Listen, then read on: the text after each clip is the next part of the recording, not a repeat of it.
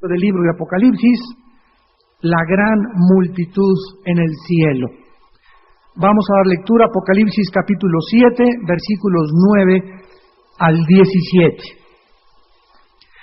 Después de esto miré, y he aquí una gran multitud, la cual nadie podía contar, de todas naciones, y tribus, y pueblos, y lenguas, que estaban delante del trono y en la presencia del Cordero, vestidos de ropas blancas y con palmas en las manos. Y clamaban a gran voz diciendo: la salvación pertenece a nuestro Dios, que está sentado en el trono y al Cordero. Y todos los ángeles estaban en pie alrededor del trono, y de los ancianos y de los 4 seres vivientes, y se postraron sobre sus rostros delante del trono, y adoraron a Dios, diciendo: amén, la bendición y la gloria y la sabiduría y la acción de gracias y la honra y el poder y la fortaleza sean a nuestro Dios por los siglos de los siglos. Amén. Entonces uno de los ancianos habló diciéndome: estos que están vestidos de ropas blancas, ¿quiénes son y de dónde han venido? Yo le dije: Señor, tú lo sabes. Y él me dijo: estos son los que han salido. Estos son los que han salido de la gran tribulación, y han lavado sus ropas y las han emblanquecido en la sangre del Cordero. Por esto están delante del trono de Dios y le sirven día y noche en su templo. Y el que está sentado sobre el trono extenderá su tabernáculo sobre ellos. Ya no tendrán hambre ni sed, y el sol no caerá más sobre ellos, ni calor alguno, porque el Cordero que está en medio del trono los pastoreará y los guiará a fuentes de agua de vida, y Dios enjugará toda lágrima de los ojos de ellos. El apóstol Juan fue el último sobreviviente de los apóstoles, y actualmente, ¿verdad?, en el estudio del libro de Apocalipsis lo encontramos exiliado por el emperador romano Vespasiano en la isla de Patmos, que es actualmente donde se encuentra el mar Egeo. Juan había visto a miles de gentiles venir a los pies de Jesucristo a través de su ministerio en el Asia Menor. Y también vio a miles de convertidos a través del ministerio de Pablo, de Timoteo, de Tito y de otros más. Muchas iglesias gentiles se habían fundado por casi toda el Asia Menor, pero la mayoría fueron pequeñas y muy perseguidas, y además 5 de las 7 iglesias mencionadas en el capítulo 2 y 3 de Apocalipsis habían caído en pecados muy graves, al grado que las últimas palabras de Cristo en la Biblia a la iglesia es: arrepiéntanse, arrepiéntanse. Porque si vengo yo por ustedes como ladrón en la noche para muchos, y ustedes no los encuentro arrepentidos, o si te sorprende a ti que me escuchas la muerte y mueres en pecado, nunca volverás en la eternidad a tener la oportunidad de ocupar las posiciones de liderazgo, ni la herencia que debiste haber recibido completa. Como dice la Biblia: no pierdan pues vuestro galardón. Tanto en Hebreos como en las cartas de Juan, continuamente se nos exhorta a que perseveremos hasta el final. Cuando el apóstol Juan ve esta multitud tan inmensa en el cielo, esta gran multitud de redimidos, cantando y alabando al Señor, ha de haber sido una experiencia, sin ningún lugar a dudas, emocionante, indescriptible, porque Juan había sido el testigo del fracaso de la mayor parte de las iglesias y de los juicios que Dios tenía preparados para aquellos que se decían que le seguían. Esta visión de Juan debió haber renovado su gozo, su esperanza, al darse cuenta que la iglesia sobrevivirá al final y que millones de cristianos estarán en el cielo. Este grupo que estamos estudiando en esta noche es diferente al que estudiamos hace 8 días de los 144,000, porque aquellos, como ya lo vimos de una forma detenida y exegética, pertenecen 12,000 a cada tribu étnicamente de Israel. Y aquí encontramos a este grupo que dice el versículo 9, que forman parte de todas las naciones. Aquí la palabra griega etnos, que se tradujo naciones, nos habla de grupos étnicos. Pertenecen de todas las tribus, pertenecen de todos los pueblos y pertenecen de todas las lenguas. Además, los 144,000 que estudiamos la clase pasada, recordamos que fueron sellados para que nadie los pudiera tocar durante la persecución del anticristo. Ahora, vamos a notar en esta noche que este grupo al cual nos estamos refiriendo en el versículo 9, dice claramente que además estaban vestidos en el cielo de ropas blancas y con palmas en las manos. Vamos a compararlo en Apocalipsis 6 con el grupo de los mártires que no estaban vestidos. Y tenemos que contestar por qué este grupo en Apocalipsis 6, versículo 9, no están vestidos y por qué este grupo aparecen millones de seres humanos cristianos redimidos vestidos. Vamos a investigarlo. En Apocalipsis 6:9, en el quinto sello, dice la Biblia: cuando abrió el quinto sello, vi bajo el altar las almas de los que habían sido muertos por causa de la palabra de Dios y por el testimonio que tenían. Este grupo que encontramos en el quinto sello, la Biblia nos revela que son un grupo de mártires. No hay ninguna objeción, no hay ninguna duda, porque dice muertos por causa de la palabra de Dios y del testimonio que tenían. O sea, estos mártires del quinto sello son los que el anticristo comienza a matar y que van muriendo en diferentes etapas y van desde luego ascendiendo al cielo. Pero el grupo que encontramos en Apocalipsis 7, que son millones de millones porque nadie los puede contar, están ya totalmente vestidos y están con palmas en las manos. Vamos a ver que mientras más arrecie la persecución, los mártires que habrá en la gran tribulación aumentarán. ¿Qué significan las ropas y qué simbolizan las palmas que tienen en las manos? Veamos algunos pasajes. En primer lugar, el Evangelio de Juan, capítulo 12, Juan capítulo 12, versículo 13, dice la Biblia que cuando Jesús entró a Jerusalén, tomaron ramas, Juan 12, 13, tomaron ramas de palmeras y salieron a recibirle y clamaban: ¡Hosana! Bendito el que viene en el nombre del Señor y al Rey de Israel. Vemos que las palmas en la Biblia están relacionadas, siempre lo vamos a ver a continuación, desde la fiesta de los tabernáculos con el gozo, con la alegría y con el regocijo. Las palmas están asociadas, repito, con la celebración, la liberación y el gozo, y eran especiales en la fiesta de los tabernáculos. Veamos en Levítico capítulo 23, versículo 40, esta verdad. Cuando describe la fiesta de los tabernáculos, Levítico 23, 40, dice: tomarán el primer día ramas con fruto de árbol hermoso, ramas de palmeras, ramas de árboles frondosos y sauces de los arroyos, y os regocijaréis delante de Jehová vuestro Dios por 7 días. Esta fiesta de los tabernáculos que vamos a tener nosotros aquí el 11 de octubre, ya la semana que entra, y vamos a representarla a través de bailables, están todos invitados, la entrada es gratis, desde luego.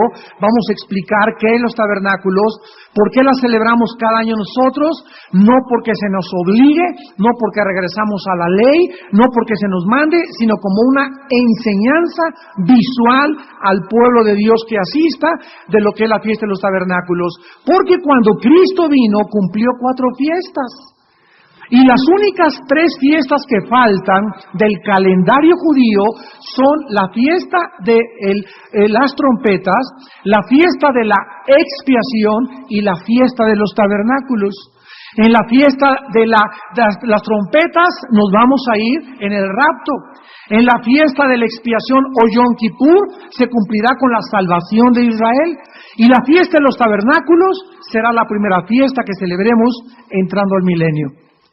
Así que necesitamos, ¿te imaginas que llegues al milenio y no sepas ni qué onda con los tabernáculos, ni de qué se trata, y que te diga el rey David, a ver, agarra esta palmera y no sepas ni qué hacer con ella?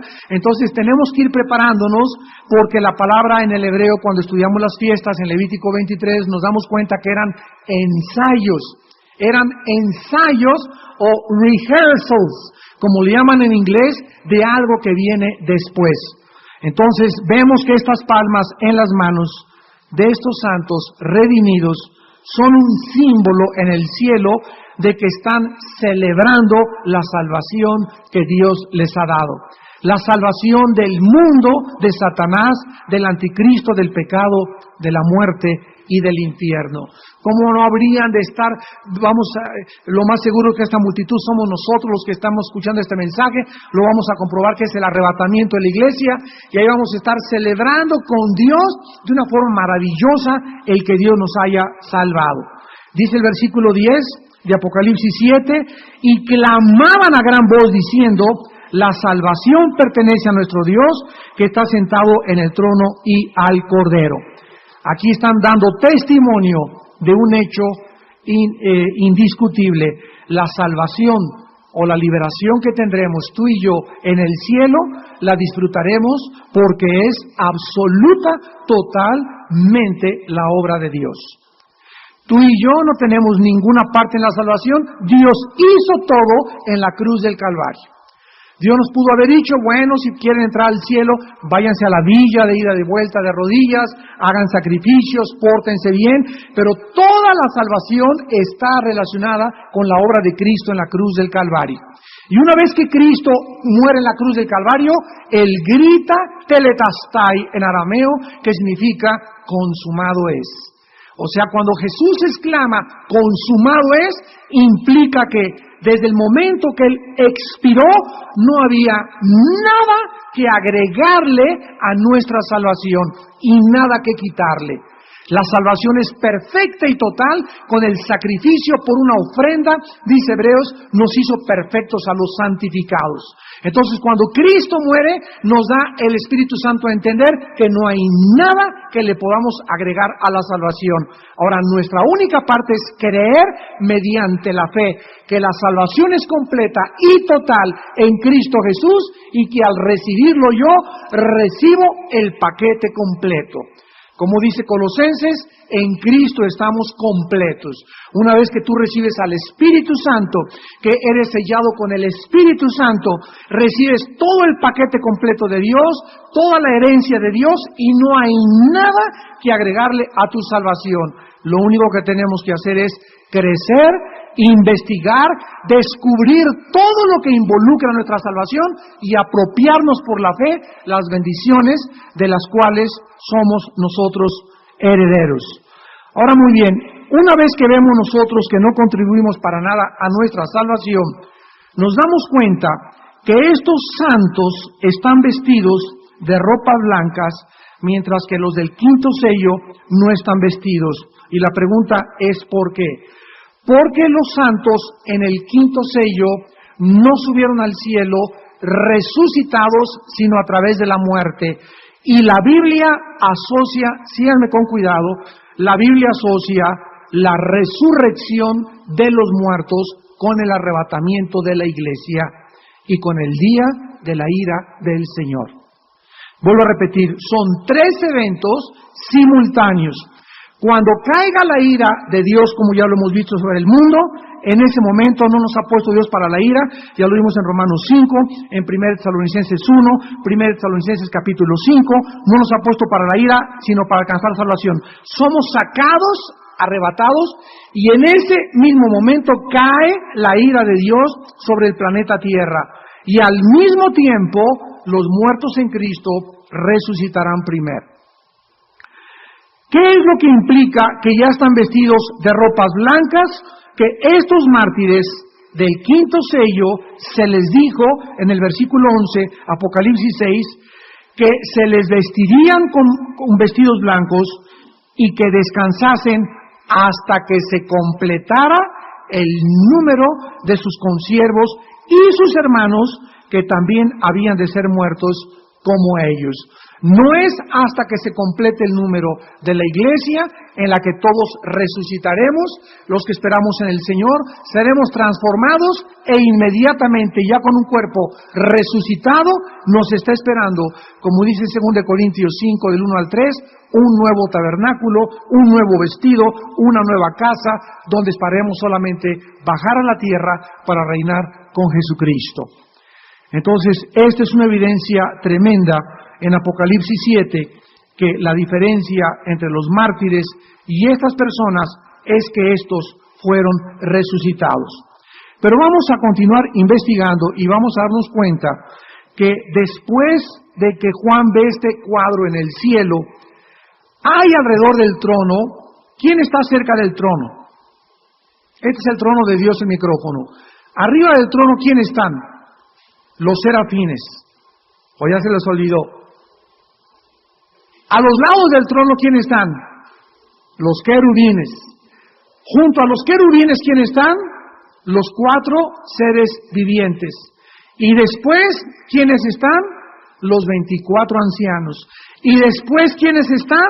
Los ángeles del Señor. Vemos pues los círculos concéntricos alrededor del trono. Arriba los serafines, los querubines, los 24 ancianos, los seres vivientes, y tenemos los seres vivientes, los 24 ancianos y los ángeles concéntricamente. Dice aquí el versículo 10, clamaban a gran voz, la salvación pertenece a nuestro Dios. Y los ángeles, versículo 11, estaban en pie alrededor del trono y de los ancianos y de los 4 seres vivientes. Vean cómo el Espíritu Santo saca a los ángeles. Primero estaban los ancianos y después los 4 seres vivientes. Y alrededor en pie estaban los ángeles. Ahora, estos ángeles nos muestra entonces que cerca del trono se encuentran 4 seres vivientes, que ya estudiamos en Apocalipsis 4. Luego, formando un círculo concéntrico, los 24 ancianos, repito, y luego más alejados del trono de Dios, se encuentran los ángeles. La Biblia nos muestra en diferentes pasajes que los ángeles son millones de millones de millones de millones. Vean ustedes, por ejemplo, en Daniel capítulo 7, versículo 10. Un río de fuego procedía y salía de delante de él. Millares de millares le servían, y millones de millones asistían delante de él. El juez se sentó y los libros fueron abiertos. Aquí vemos que 650 años antes de Jesucristo, el profeta Daniel tiene la misma visión que tuvo el apóstol Juan 600 años o 640 o 660 años después de que fue escrito el libro de Daniel. Cuando los ángeles dicen en Apocalipsis, amén, están reconociendo la majestad, la soberanía y la santidad de Dios. Y además dice Apocalipsis 7, versículo 11, que se postraron sobre sus rostros delante del trono y adoraron a Dios. Aquí los ángeles, al postrarse delante de Dios, están demostrando su pequeñez, su insignificancia ante aquel que tiene la majestad, la gloria por los siglos de los siglos. Cuando nosotros gritemos, Señor, la salvación te pertenece a ti, vamos a tener un coro en el cielo que nos diga amén. Y los ángeles van a caer sobre sus rostros, reconociendo la inmensidad del poder, la majestad y la santidad de Dios. A continuación dice la Biblia que en el versículo 12 los ángeles comienzan a expresar la bendición y la gloria y la sabiduría y la acción de gracias y la honra y el poder y la fortaleza, 7 cosas, sean a nuestro Dios por los siglos de los siglos. Amén. La bendición y la gloria solo pueden venir de Dios porque son de Dios. Yo en esta vida y tú en esta vida no podemos recibir nada de paz, de gozo, tranquilidad, estabilidad, dirección en nuestra vida si no es a través de la bendición de Dios. Yo puedo hacer un negocio mañana de 5 millones de pesos y puedo comprarme un carro último modelo y una casa, pero si detrás de mis negocios, de mis casas, de mis tratos con la gente, yo no tengo detrás la bendición de Dios que me acompaña, pues voy a gustarme un rato y con mi dinero y con mi carro, etcétera, etcétera, pero es la bendición de Dios la que enriquece y no añade tristeza. Es la bendición de Dios la que me va a permitir que ese dinero y que ese negocio y que esa esposa y que esa familia me duren muchos años.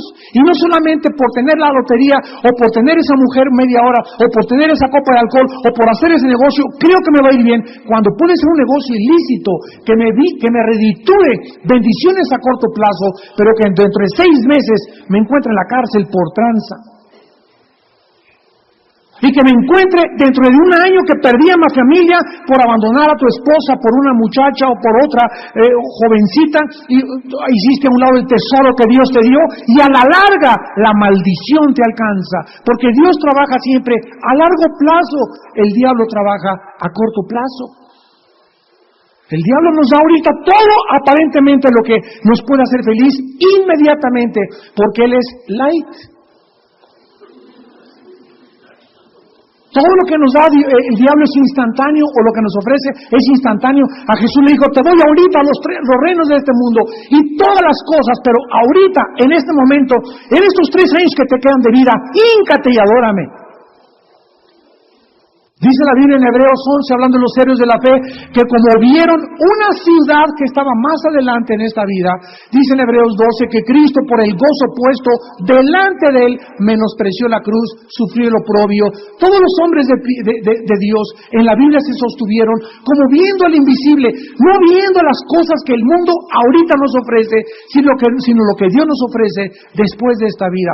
Esto es lo que nos sostiene para rechazar en esta vida las ofertas de Satanás. ¿Por qué? Porque la bendición y la gloria le pertenecen a Dios. La sabiduría es importante para poder dirigir. La sabiduría es indispensable para ser padre de familia y mamá. Porque sin esta sabiduría tú no puedes tener un hogar, no puedes ser padre, no puedes dirigir, no puedes hacer negocios, porque es la sabiduría, la capacidad que Dios nos da para utilizar el conocimiento bíblico en la vida práctica. Esa es la sabiduría. Cuando Salomón le pidió a Dios sabiduría en 1 Reyes capítulo 3, Dios se la dio, inmediatamente se dio la sabiduría en un juicio que él tuvo con 2 mujeres rameras, que se peleaban el mismo hijo. Ustedes conocen la historia de 1 Reyes capítulo 3, donde él dice, tráigame la espada y voy a partir al niño a la mitad. La que era mamá gritó, no, por favor, dáselo a la otra. Salomón supo que la mujer que estaba ligada emocionalmente al bebé era la mamá. Vemos en primer lugar que el Espíritu Santo nos muestra que la sabiduría de Salomón comenzó a ser ejercitada en el juicio. Y después de esto vemos en 1 Reyes capítulo 4 que comienza la construcción, los gobernantes que cada quien le daba un mes de su sueldo a Salomón, la forma como organiza a los sacerdotes. Entonces vemos la sabiduría en el juicio y la sabiduría en la organización. Una iglesia tiene que estar organizada. En una iglesia no puede haber desorden. En una iglesia no puede haber confusión de órdenes. En una iglesia todo el mundo tiene que saber quién es fulano de tal, quién es mengano, a quién me debo someter. En una iglesia necesitamos mantener esto porque esta es la sabiduría de Dios. En una casa los niños tienen que saber qué pueden hacer, qué no pueden hacer. La mamá no puede decirles, ve a la fiesta del papá, pues sí ve a la fiesta, porque crea confusión entre los hijos. No hay sabiduría en ese hogar. En una compañía, en un taller mecánico, todo el mundo tiene que saber a qué horas entra, a qué horas sales, quién manda, qué no pueden hacer, cuáles son sus responsabilidades. Si nosotros no ejercemos esta sabiduría en el campo de acción, de autoridad, donde tenemos la unción de Dios, perdemos la unción. Perdemos la unción. Porque cada uno de nosotros tenemos un campo de autoridad donde debe operar esa sabiduría. Yo no tengo por qué imitar a otra persona. Un hermano puede tener el don de la sanidad y tumba a los hermanos, y si yo quiero hacer lo mismo que ese hermano, pierdo mi unción. Porque Dios no me llamó a eso. Dios me llamó a ser evangelista, a ser maestro en teología, a estudiar la apologética, a cosas proféticas. Ese es mi campo de unción, esa es la unción donde yo puedo operar. Me salgo y quiero imitar al otro hermano pastor, y quiero imitar a ese predicador, y ese que está de moda, y el que se quita el saco y tumba a los demás, comienzo a perder mi unción, porque todos somos individuales. Y Dios nos llamó a todos a diferentes operaciones energemas del Espíritu Santo, diferentes ministerios, aunque el Espíritu es el mismo, como dice 1 Corintios 12. Y si no sabemos operar dentro de nuestro campo de autoridad, la unción la lastimamos, porque la unción es el Espíritu Santo. Tuve una paloma, ¿y por qué se compara la paloma con el Espíritu Santo? Tuve un lugar donde hay una paloma, ¿y saben ustedes qué diferencia hay entre pichones y palomas? Los pichones te acercas y les avientas y no hay ningún problema. Una paloma odia el ruido, una paloma odia el alboroto, una paloma odia la confusión. Se va inmediatamente. ¿Por qué? Porque así es el Espíritu Santo. Es muy fácil que el Espíritu Santo le causemos dolor. Es muy fácil que el Espíritu Santo, la unción, no me refiero al sello, nunca lo perdemos, pero la unción, la forma como Él opera arriba de nosotros para capacitarnos a hacer la obra de Dios, es bien fácil que espantemos al Espíritu Santo y es bien fácil seguir en la obra de Dios. Y hay personas que siguen con el prestigio que tienen y haciendo las cosas que hacen. Sin embargo, la unción, como el rey Saúl, durante 20 años de su vida, fue rey sin ser ungido por Dios. Ya la unción estaba sobre otro hombre llamado David. Y debemos orar con todo nuestro corazón, nunca perder esta unción.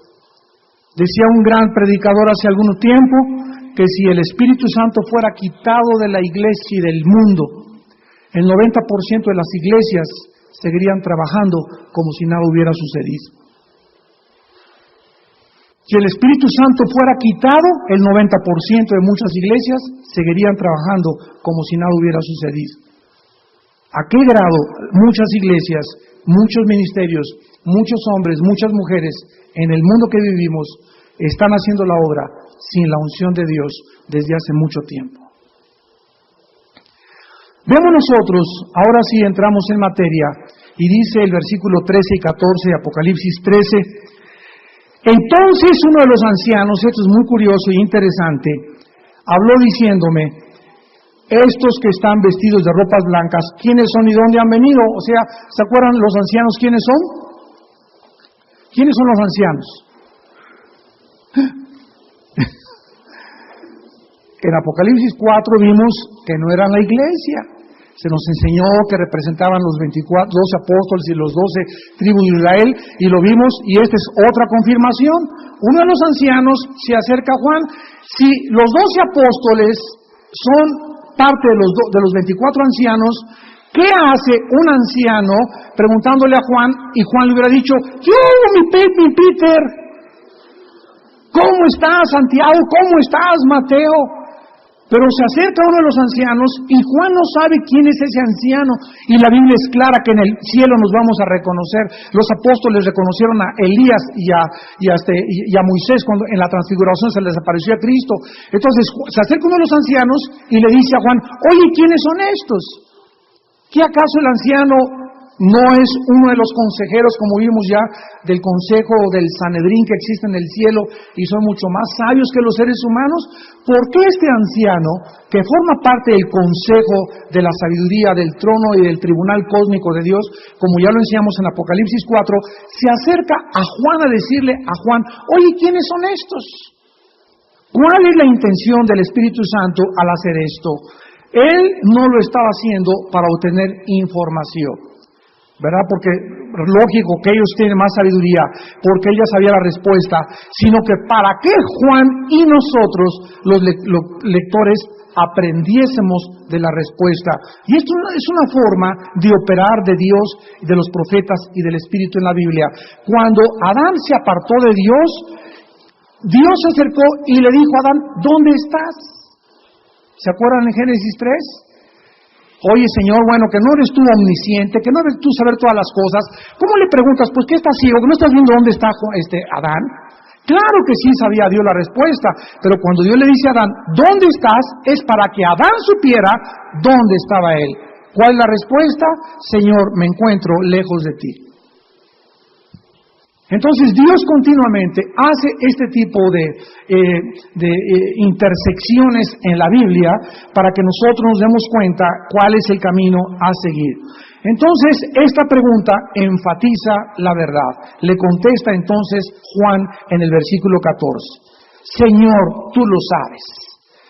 Y él me dijo, estos son los que han salido de la gran tribulación y han lavado sus ropas y las han emblanquecido en la sangre del Cordero. Esto nos demuestra una verdad muy grande. Número uno, estos han salido de la gran tribulación. Ya vimos que hay tribulación, gran tribulación y la ira de Dios, que son los 7 años o la 70ª semana de Daniel.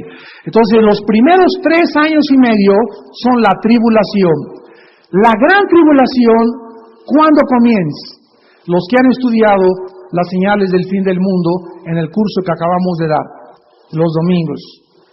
La gran tribulación, Mateo 24, comienza. Vamos a Mateo 24, porque ahí sí no tenemos para dónde hacernos.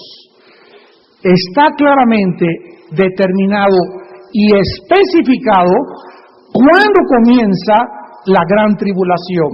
Versículo 15, Mateo 24, versículo 15. Jesús dice, cuando veáis en el lugar santo la abominación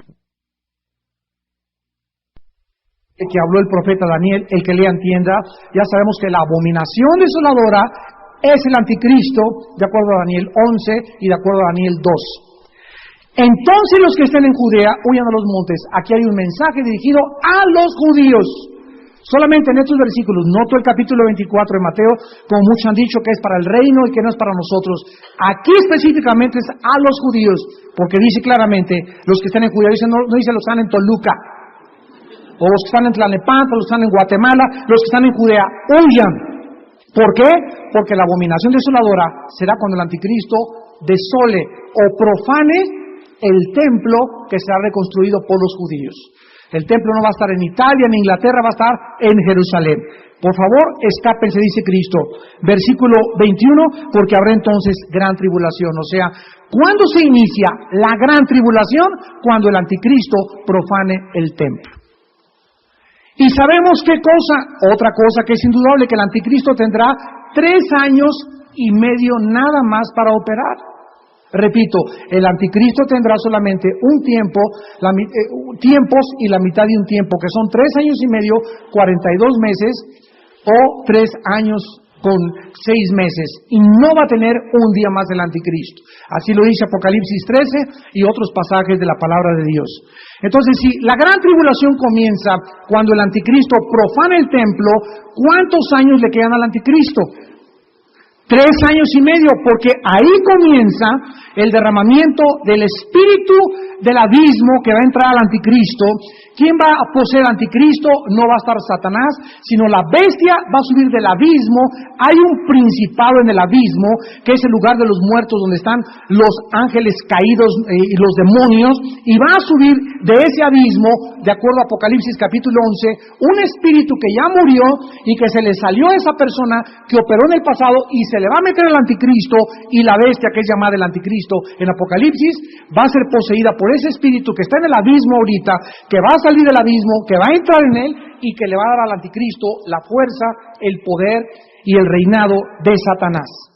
Entonces la Biblia nos muestra que la gran tribulación comienza cuando el anticristo profane el templo. Ahora observen lo que dice Cristo en Mateo 24, 21 y 22. Habrá gran tribulación, cual no la ha habido desde el principio del mundo hasta ahora ni la habrá. Los santos de Apocalipsis 7, los millones que no se pueden contar, ¿de dónde salieron?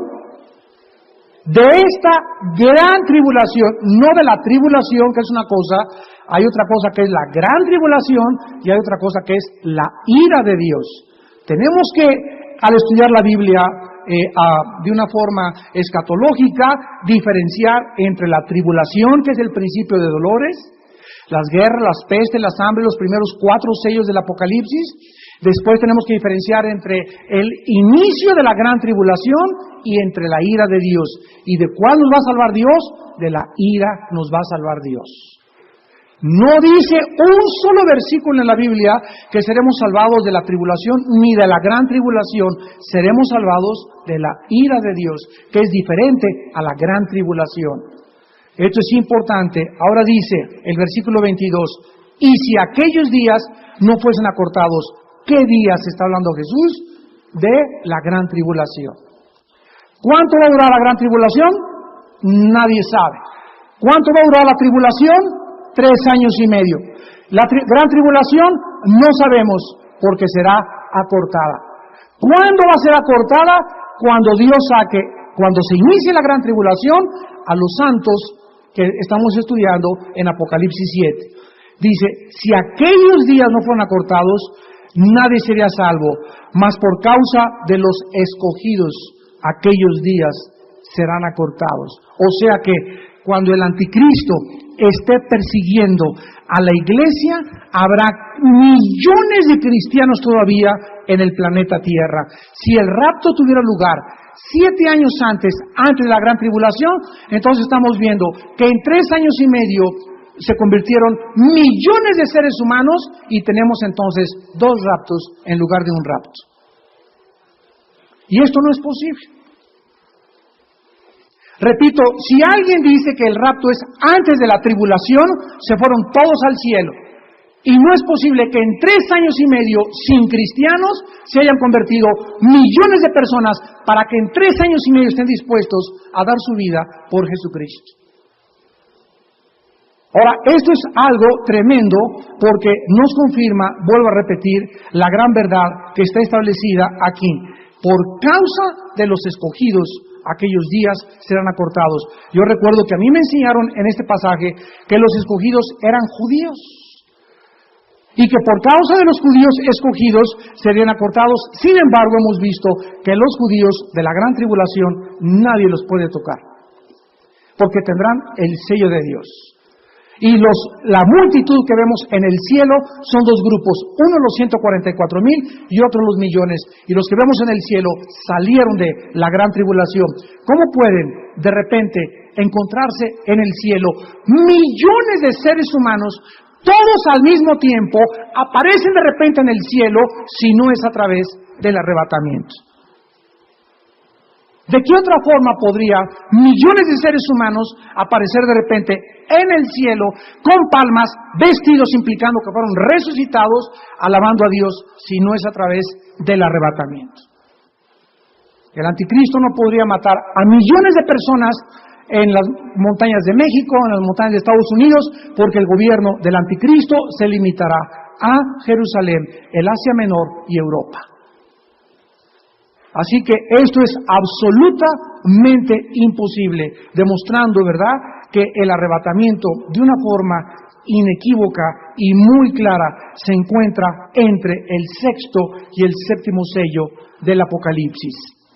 Ahora, muy bien, algunas personas han argumentado que los mártires redimidos de la gran tribulación, o sea, este grupo que estamos viendo, y otros vistos en el cielo serán personas que nunca vivieron durante la época de la iglesia y que después del arrebatamiento se convirtieron. Repito, si así es, hay entonces 2 arrebatamientos. Porque ¿de dónde salieron estos millones de personas? De la gran tribulación. ¿Cómo subieron al cielo? No dice que fueron mártires. Dice que salieron, que escaparon de la gran tribulación y que aparecen en el cielo de repente. No dice que murieron por causa de la palabra y del testimonio que tenían, como los mártires del 5º sello. Esto no puede ser verdad por la razón obvia, ¿verdad?, que durante todo este periodo, de acuerdo a Daniel 9:27, el anticristo solo tendrá autoridad por 3 años y medio. y tendrían que haberse convertido, como dijimos, en menos de 3 años y consagrarse al punto de estar dispuestos a dar su vida por Cristo. Y estamos hablando de millones de convertidos en el mundo entero. Pero los demás habitantes de la tierra, la Biblia nos dice también, ni con estos juicios se convertirán. ¿Qué es lo que está pasando ahorita en el mundo? Vean ustedes el fenómeno que está sucediendo en la iglesia, en el mundo actualmente. Ahorita hay lo que se llama el divorcio silencioso de la iglesia. Cuando hay un divorcio, ¿qué sucede? Parte de los hijos se van con el papá, parte de los hijos se van con la mamá. ¿Por qué estamos hablando de un divorcio silencioso en la iglesia? Porque ahorita hay el divorcio entre la palabra de Dios y entre el Espíritu Santo. Se está divorciando la palabra de Dios del Espíritu Santo. Hay cristianos que no, la teología, el dogma de la palabra de Dios, lo que dice la palabra de Dios, y son dogmáticos en cuanto a la palabra de Dios, y son ortodoxos en cuanto a la palabra de Dios, y son celosos de la palabra de Dios, y eso está bien, pero sin divorciarnos del movimiento del Espíritu Santo.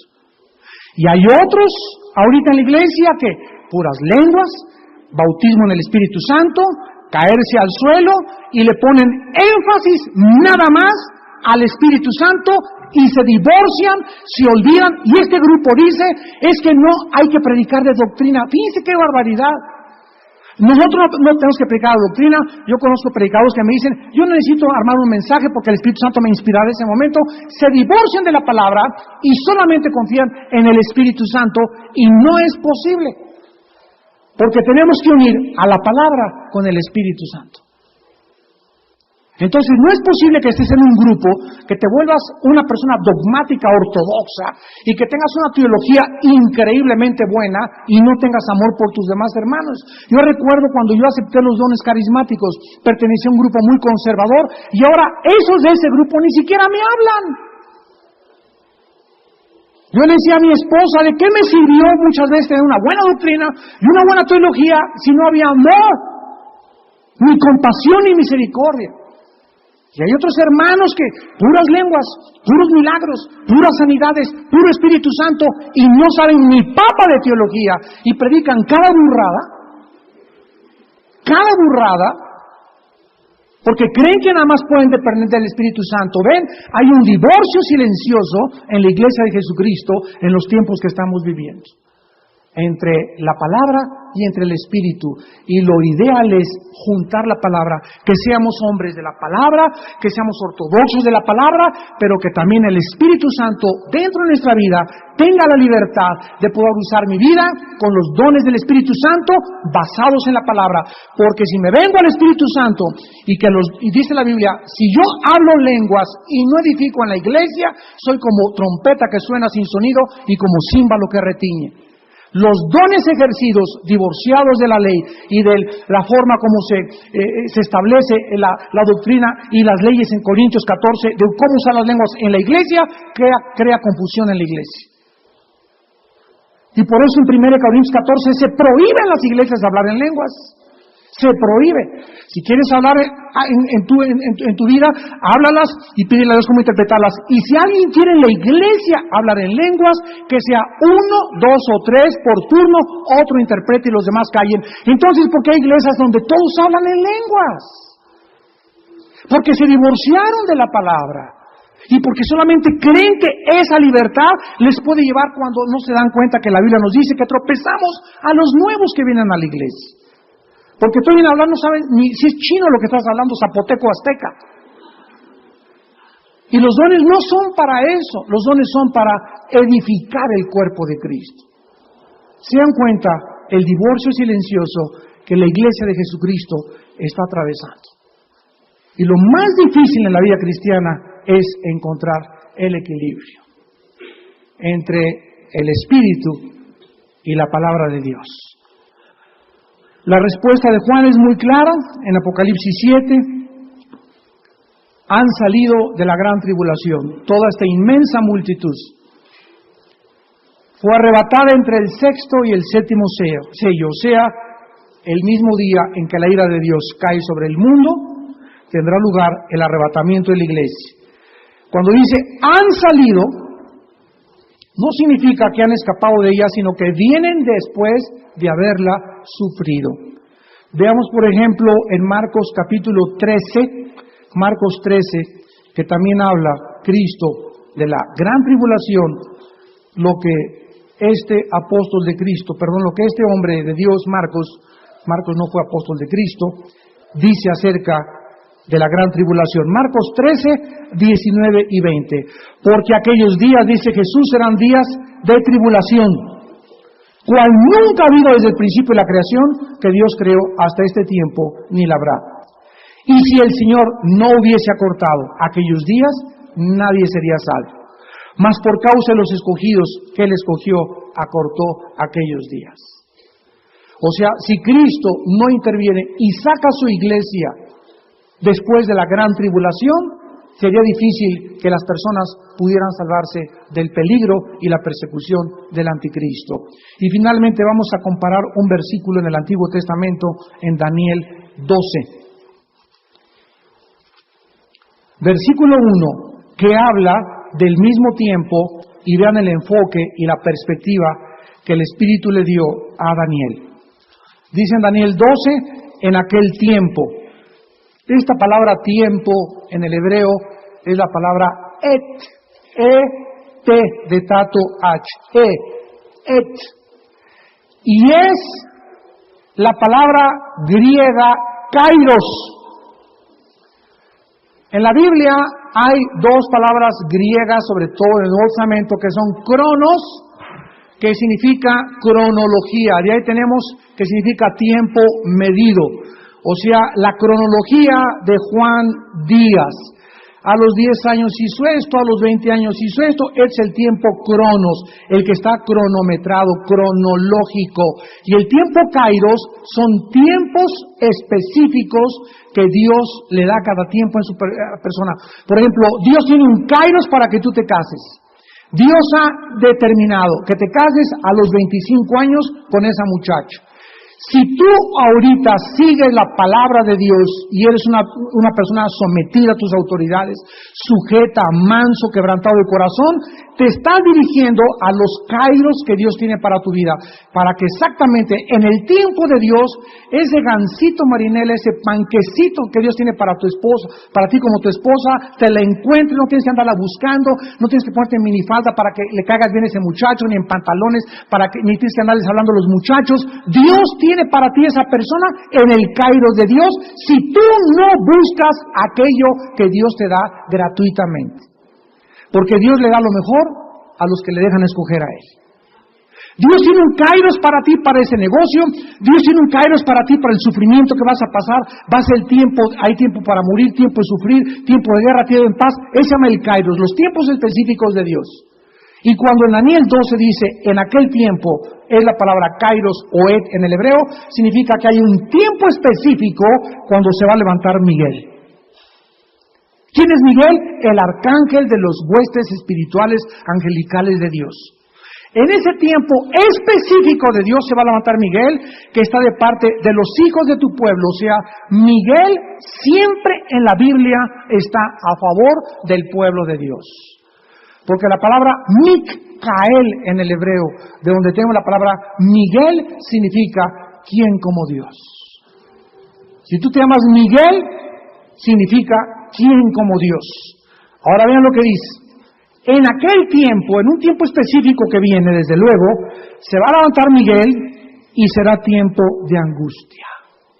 Pero escuchen lo que dice, cual nunca fue desde que hubo gente hasta entonces. O sea, Cristo dijo las mismas palabras de la gran tribulación, que la gran tribulación será un kairos, un tiempo específico donde jamás en la vida ha habido otro igual o otro paralelo en la historia, de gran sufrimiento, aflicciones y adversidades, como jamás ningún ser humano se espera o se imagina que pueda suceder.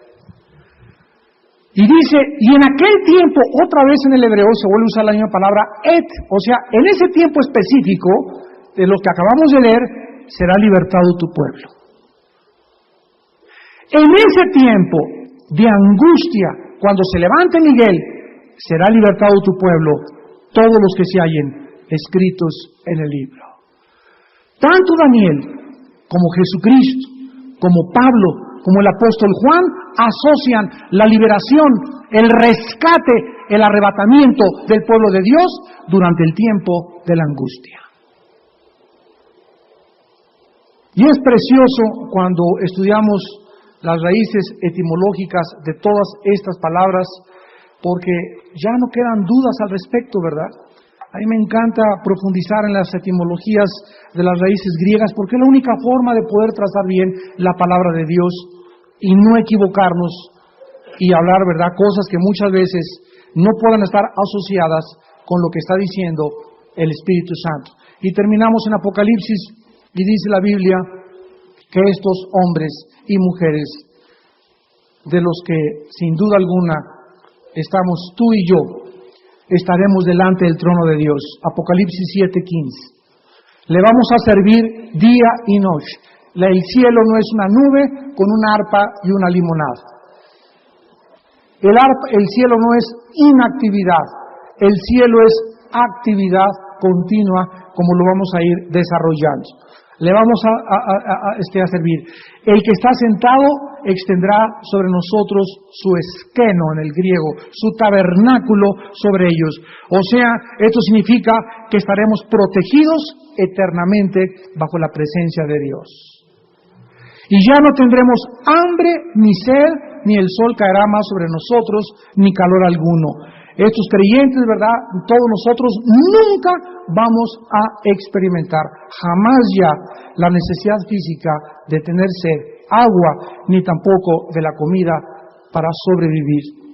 Porque el Cordero, dice la Biblia, que está en medio del trono, los pastoreará y los guiará a fuentes de la vida, y enjugará Dios nuestras lágrimas de todos nuestros ojos. Esto es algo maravilloso, porque es un retrato que se tomó del profeta Isaías en el capítulo 49, versículo 10.